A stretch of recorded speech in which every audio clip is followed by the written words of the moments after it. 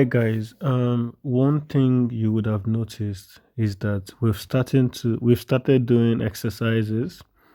The exercises are meant to help you to do more hands-on practice and to also understand. I took your suggestions from yesterday on recording a video, so we would do some videos now. So let's start. Today we're going to make a simple um, gender guesser program.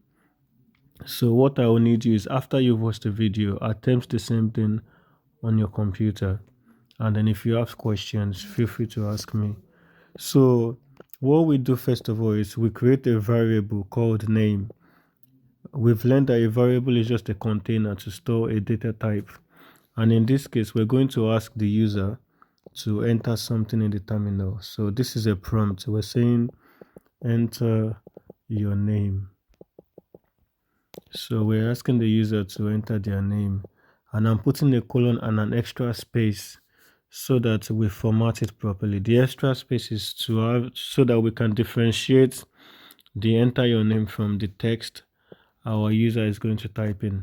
Now we're going to reassign the variable that we've created to the same variable, but this time call a method called lower, which makes it converts our any text we type into lowercase.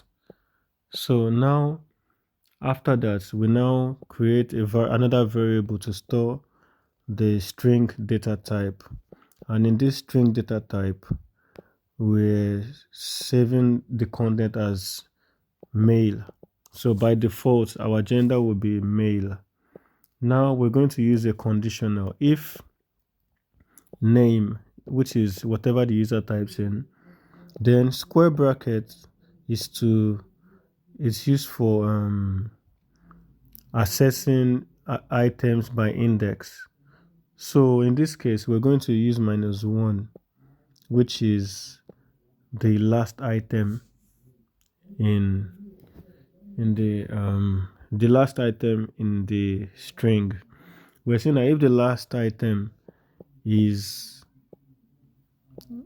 if the last item is present in either I or A, then we put a colon. This is always very important. Then we reassign the variable gender and say this is a female. Now after we've done that, we then go back and print our final results. So when we do print is a function, so it always needs to end in a bracket. Then what we're going to print, there is a Python provides a format specifier which starts with an F. I haven't taught that before, but I'm showing you now. So format is used when you want to substitute variables within a string. Just like if you come from C uses printf.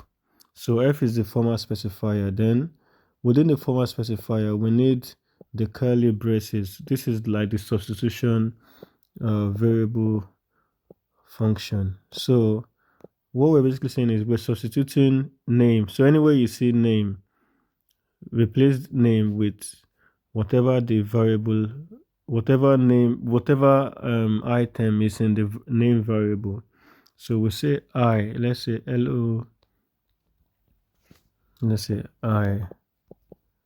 I name, comma.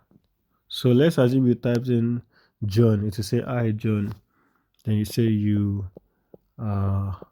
Then we also want to substitute the value of gender.